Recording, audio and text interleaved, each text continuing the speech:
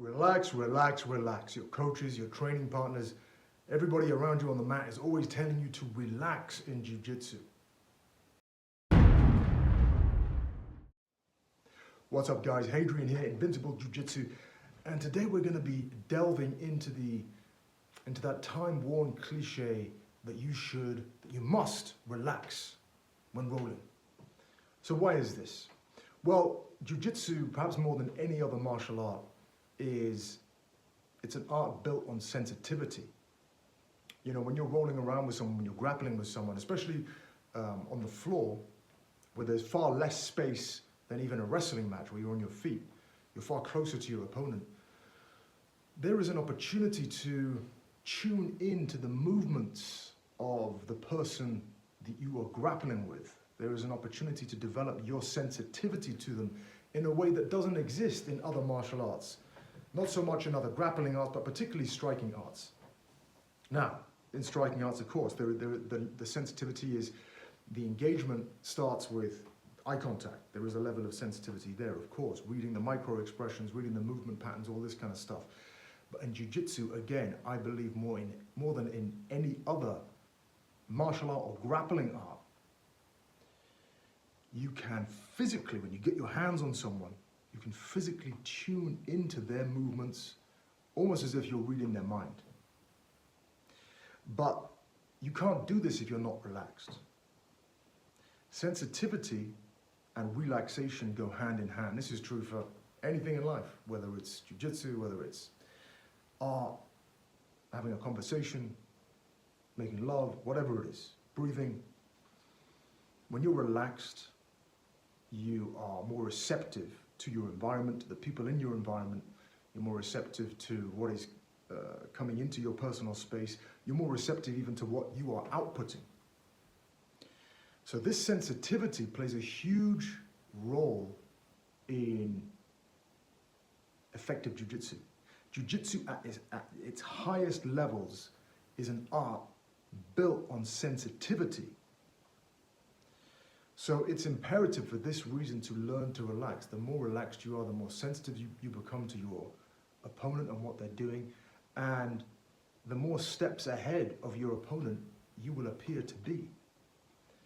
You don't even have to see what your opponent is doing. If someone's trapped underneath you, wriggling around trying to escape, you don't even have to have your eyes on their hands, on their elbows, on their knees, on their limbs at all to know instinctively. You know on an unconscious level, you know before your conscious mind has even registered their movement, what they're doing, if you're sensitive to it. Now, of course, this all takes practice. This all comes with experience. But it's certainly something to aim towards, developing the sensitivity so that you can stay steps ahead of the people that you're training with, the people that you're competing against. You know, there's all these stories of Rickson Gracie being like a 400-pound mind-reading boa constrictor. I've heard him described by one esteemed black belt as such. And everybody who rolled with Rickson, all of the sort of high-level champion black belts, you know, mundials, champions, all these guys, they all talk about, well, A, how he made them feel like white belts again, made them feel like they didn't know anything, and B, how it seemed like he was always a step or two step or several steps ahead of them. Now, of course, Rickson's been rolling since he tumbled out of the womb, practically. But his sensitivity, his ability to relax, and this probably goes hand in hand with his breathwork practices, his yogic practices that he was renowned for, but his sensitivity was developed to such a high level that he could, I have no doubt, on an unconscious level, tune in to what the people he was grappling with were doing before they even knew it, before they were conscious of making a move that they had, you know, been ingrained in them, an escape or whatever it was, or a submission attempt. Rickson's sensitivity would have allowed him to evade, to block, to defend, to totally stalemate whatever they were trying to do. Now, of course, he also has his lifetime's worth of experience to fall back on. But again, his level of sensitivity, and even he's talked about this, his level of sensitivity cannot be denied or underestimated.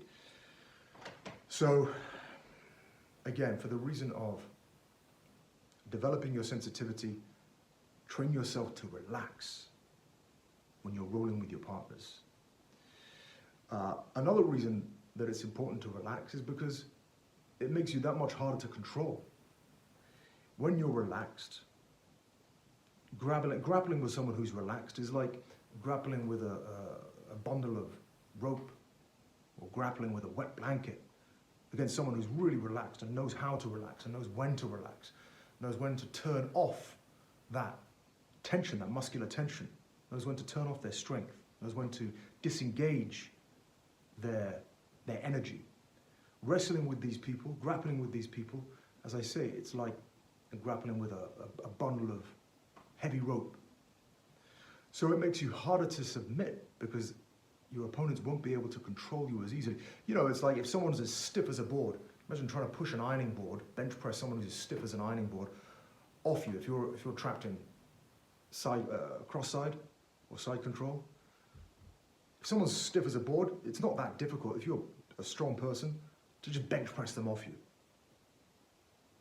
If they're super relaxed and they know how to deflect, change angles to deflect your attack, your energy, to deflect your connection points, to switch off your connection points, there's no way you're going to bench press them off. Strength is instantly, immediately negated. So learning to relax makes you incredibly difficult to control and difficult to submit. You know, if you want to slap on an arm bar and you've got it almost fully extended, the more someone resists past a certain point, and so you've broken their grip in the arm bar and you've got the arm fully extended, the more they resist, the easier it becomes to crank on the arm bar. If someone goes super limp and relaxes, unless you've got it totally deeply sunk in, it becomes very difficult to finish that submission hold. Or spider guard is another great example. Spider guard works because your opponent, if you're the person playing spider guard, it works for you because your opponent who's on top of you trying to pass, they're using strength. They're moving around, they're stiff, they're trying to resist your grips. You know, you've got them gripped with your hands and with your feet. And they're resisting your grips, they're trying to resist your control. If they go totally limp, like spaghetti, totally flaccid, then I defy you to control them with even a tenth of the ease which you would have done if they were still resisting with all of their strength. The more someone resists in something like spider guard, the easier it is to control them and sweep them. So again, another great reason to practice relaxation when you're rolling. So how can we practice relaxing? Well, again, it comes down to experience, but go into your training with the mindset of, you know, in the back of your mind, whenever you're training, whether it's sparring, positional sparring, whatever it is, in the back of your mind, there should always be certain programs running, certain base layer programs that inform your game, inform how you train. For myself, one of them is to make sure I'm breathing in a certain way, keeping my breathing easy. Another is making sure that my weight is always connected to my opponent. And one of the other primary ones is making sure that I'm relaxed. I just have that in the back of my head, so it becomes an unconscious program. Whenever I get into a situation, whether it's on top or underneath, I'm always thinking, relax, relax, relax. I'm not even consciously thinking. Now it's just become a part of how I roll. But I've trained myself in this way. Whenever I step onto the mat, whenever I slap hands and I'm about to engage in a training session, in the back of my head there's always relax, stay connected, breathe. These kinds of things. Another great way to train relaxation is the breathing. If you can learn to calm your breathing down, slow your breathing down, everything else will flow from this. If your breathing is fast, ragged, it's very difficult to stay relaxed. Very difficult to stay focused and composed when your breathing is hectic and all over the place, when your breathing is heightened. So practice slowing the breathing down. Now, it's difficult to practice these things when you go straight into a hard role with someone who's a equivalent level to you or higher that's trying to kill you. All of your training intention goes out the window because all you're doing is fighting to survive. But perhaps during the lighter training sessions, maybe the flow rolling sessions, maybe during the positional sparring sessions where everything isn't so, you're not fighting to the death, and you're not fighting just to stay alive, where you can relax and take your time figuring things out. This is a better time and a better place to start implementing these background programs.